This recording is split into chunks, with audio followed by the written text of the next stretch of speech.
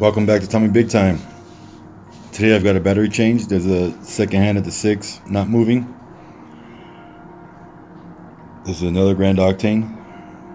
This is model 13022. Swiss made Ronda 8040.N movement. So here I'm taking out the pin that holds the bracelet in, the micro adjustment pin. This just gives me better access to the back of the watch.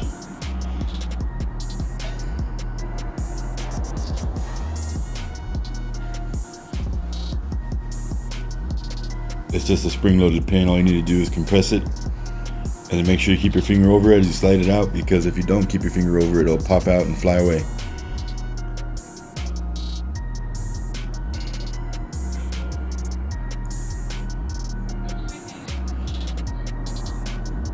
I mentioned this in prior videos, but if this is your first time watching, I have a 2-prong that I use for smaller case bags, and this 3-prong here is I use for the larger case bags. Just gives you a little bit better bite on the case back as you turn it. Now almost all my watch tools that I bought from Amazon. I bought a few from Esslinger, but most of them are from Amazon. So if you're curious to know where I got my tools from, you can find most of these watch tools on Amazon, and for really good prices.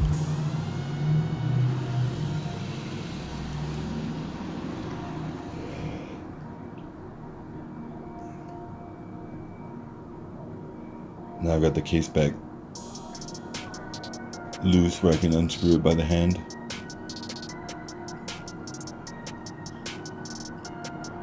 And I don't know if you just saw that flash of the Captain America, but I got the Captain America Grand Octane on the wrist. My first red, white, and blue piece. Love it.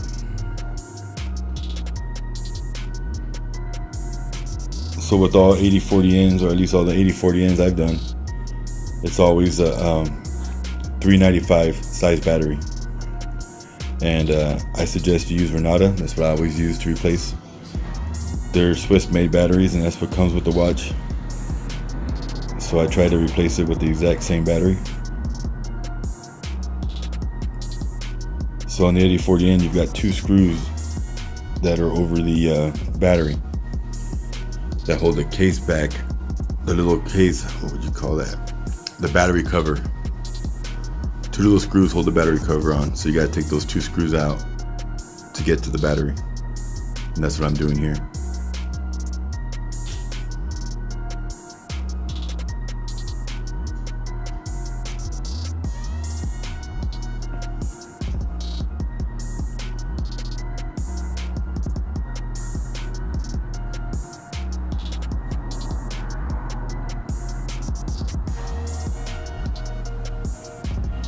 Batteries out.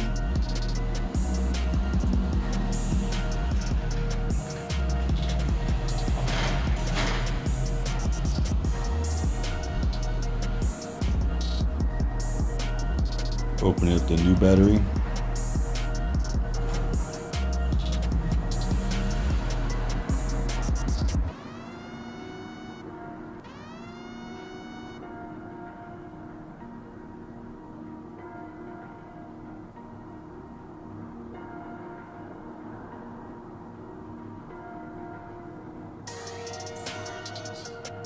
New battery in.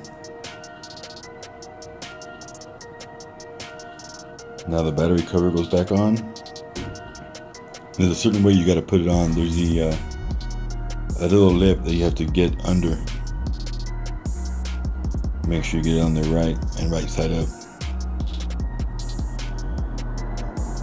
And I use a 0.5 millimeter screwdriver. So 0.5 millimeter is a tip for these little tiny screws. And if you don't have one and you're gonna attempt this, I suggest you get one first before you even attempt it. Filing down the screwdriver sounds like a great idea, but it's a lot more narrow than you think it is. you're better off. And you can find them on Amazon. Just search it, 0.5mm screwdriver, and it'll come up. But without it, it's not even worth attempting.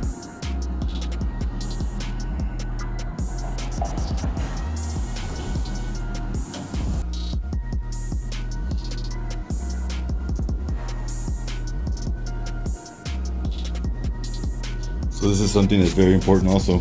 When putting the case back on, you want to make sure that you have it level, flat surface, and that you're putting it on flat and not forcing the threads, because if you tear these threads up, your watch is not going to be waterproof anymore.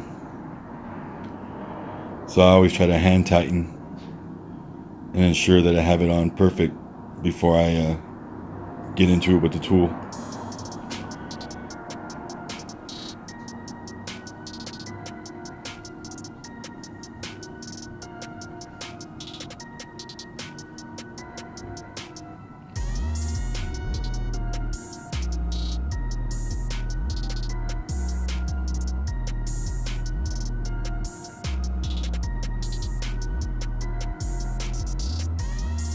I always want to throw my little disclaimer out.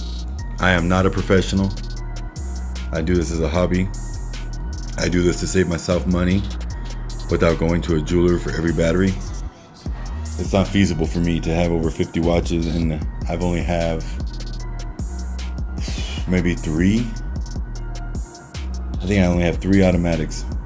All the rest are quartz. So I think I have over 60 watches. So to take every single one to the jeweler whenever the battery dies would just be ridiculous. So I taught myself. If you have a suggestion on how to do something better, or if you see something I'm not doing right, you can let me know. But like I said, I'm not a professional. I'm making these videos to help other people who want to attempt it. And so far, so good. I haven't had no big problems. So watches stay watertight. If the gasket tears, I replace the gasket on that slinger. And there we go. At the 6 o'clock, we're ticking. As always, hope you enjoyed the video. Have a great day. Subscribe to Tommy Big Time, and God bless.